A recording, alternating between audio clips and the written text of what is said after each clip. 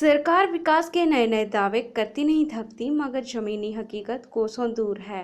अक्सर ऐसे वीडियो सामने आते हैं जिसमें सड़क की सुविधा न होने पर मरीजों को चारपाई या पालकी में बिठाकर ढोते देखा होगा।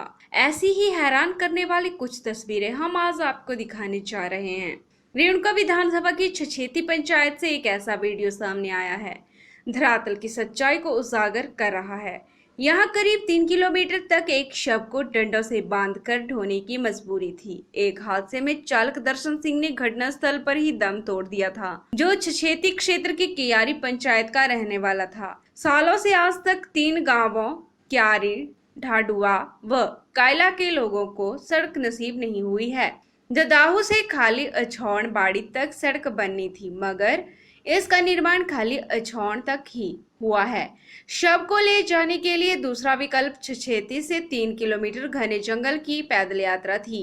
लिहाजा चालक से शव को नदी से ही पार करवाने का विकल्प चुना गया। पहले ग्रामीण नदी के साथ साथ रास्ते का निर्माण कर लेते थे, लेकिन वो भी भूस्खलन की चपेट में आने लगा है। आमतौर पर स्कूली बच्चे भी यहाँ जान जोखिम में डालकर नदी पार करते हैं, जिसकी ये तस्वीरें गवाही दे रही हैं। लगभग 300 की आबादी एक तरह से काले पानी का जीवन व्यतीत कर रही है। लाजमी तौर पर आप यह भी सोचकर सिहर उठेंगे कि इन लोगों को अगर कोई इमरजेंसी हो जाए तो क्या होगा। तर्क दिया जा रहा है कि फॉरेस्ट क्लियरेंस की वजह से मामला लटका हुआ है, लेकिन सवाल यह उठता है कि राज्य सरकार बड़ी बड़ी परियोजनाओं के लिए तो चुटकी बजाकर फॉरेस्ट क्लियरेंस हासिल कर लेती है, तो काला पानी का जीवन व्यतीत कर रहे लोगों के लिए कुछ नहीं कर सकती। मैं हिमाचल प्रदेश के जिला सिरमौर के विधानसभा क्षेत्र रेणुका और पांवटा साहिब के छछेती पंचायत में एक छोटा सा गांव जो पड़ता है क्यारी, वहां का निवासी हूँ। यहाँ पिछले 20-30 सालों से वो नदी की समस्या है और चारों तरफ रास्ते की समस्या है, वो कई सालों से लंबित पड़ी हुई है। हमारे जो स्कूल के बच्चे हैं, हमारे जो दैनिक भोगी हैं, काम करने के लिए इन्हीं रास्तों से जोखिम उठाकर जाते हैं और हमें कई समस्याओं का सामना करना पड़ता है। पूरी बरसात में लगभग 3-4 महीने तक हमारा गांव बिल्कुल कुएं की मेंढक की तरह हम गांव में एक ही जगह रहते हैं और हमें इधर उधर कहीं भी सामान लाना हो या कोई दुख बीमारी हो जाती है, कोई मरीज होता है, तो हम उसे कहीं ले जा नहीं सकते। जैसे कि हम आपको बताना चाहते हैं कि लोग अभी 15 अगस्त को एक तरफ आज़ादी का जश्न मना रहे थे और उसी दौरान हम क्यारी वासी जो है, हमारे गांव के एक ड्राइवर की जो है प्राइवेट बस में दुर्घटना से उनकी मृत्यु हो गई थी और हम उस दौरान उनकी डेड बॉडी को इसी रास्ते से, इसी नदी से 3-4 जगह से हम इस रास्ते से उनको क्रॉस करके ला रहे थे, जिसकी वीडियो हमने प्रशासन को भी भेजी थी। और इसी तरह हमारे जो स्कूल के बच्चे हैं वो भी इसी रास्ते से गिरी पार जाते हैं, क्योंकि यहाँ पर ना तो कोई हाई स्कूल है नज़दीक में, ना ही कोई प्लस टू स्कूल है। हमारे बच्चे गिरी पार जाते हैं या फिर इस जो लैंड ट्रेनिंग ये एरिया है, जो क्षेत्र है, इसी से होकर गुजरते हैं। मैं आप सब लोगों को ये बताना चाहता हूँ कि हम लोग जो क्यारी निवासी हैं, डाडुआ निवासी हैं, यहाँ जो 2-3-4 गांव जो बीच में पड़ते हैं, वो किन परिस्थितियों में, बरसात के मौसम में यहाँ किन किन समस्याओं का सामना करते हैं।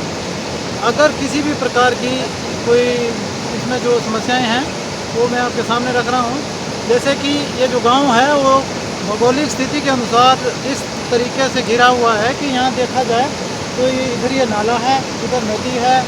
हमें जहाँ भी अगर कहीं घर से निकलना है, कोई दुख बीमारी है, कोई सामान वगैरह ख़रीदना है, कोई किसी भी प्रकार का कोई सामान लाना है, तो उसके लिए जो बाज़ार जाना है या कहीं दुख बीमारी को दिखाने डॉक्टर के पास जाना है, तो उसके लिए हमें इन रास्तों से होकर गुजरना पड़ता है। जो रास्ते पिछले कई वर्षों से, तकरीबन 20 सालों से हमें जो क्या कहते हैं, यहाँ इन समस्याओं से जूझना पड़ रहा है कि सरकार के जो भी नुमाइंदे आते हैं आश्वासन देते हैं और कोई मतलब इसका हल नहीं निकाल रहे हैं। तो थोड़ा सा मैं आप लोगों के माध्यम से ये चाहूँगा कि आप लोग हमारी मदद करें, ताकि हमें भी इस तरह की सुख सुविधाओं का लाभ मिले कि सड़क, शिक्षा, स्वास्थ्य के लिए हमें कहीं जहाँ दर दर भटकना ना पड़े। तो आप लोगों से अनुरोध है कि आप थोड़ी सी हमारी समस्या का समाधान करवाएं ये जो रास्ता है हर बार बरसात के दौरान हम इस रास्ते को खुद बनाते थे। ये जो सामने वाला देख रहे हैं यहाँ पर पहाड़ी है, जो पहाड़ी अक्सर गिरती रहती है। यहाँ से सारे कुछ लोग जो कर्मचारी लोग हैं यहाँ से पैदल जाते हैं, बरसात के मौसम में ड्यूटी जाते हैं, उनको भी इन रास्तों से जाना पड़ता है। इस नदी में कई बार ऐसे इंसिडेंट्स हो चुके हैं कि पिछले तकरीबन 5-4 सालों में कम से कम 8-10 लोग इस नदी में बह चुके हैं, इस ढांग से गिर चुके हैं। और इसी तरह से हम सब लोगों की जो समस्या है, हमारे गांव की जो समस्या है, वो आप लोगों के सामने है, लेकिन कोई भी सरकार वो इसके बारे में कोई ध्यान नहीं दे रही है। इसलिए मजबूरन हमें मीडिया का सहारा लेना पड़ रहा है, ताकि आप लोगों से अनुरोध है कि थोड़ा सा हम लोगों को इसकी सुविधा मिले।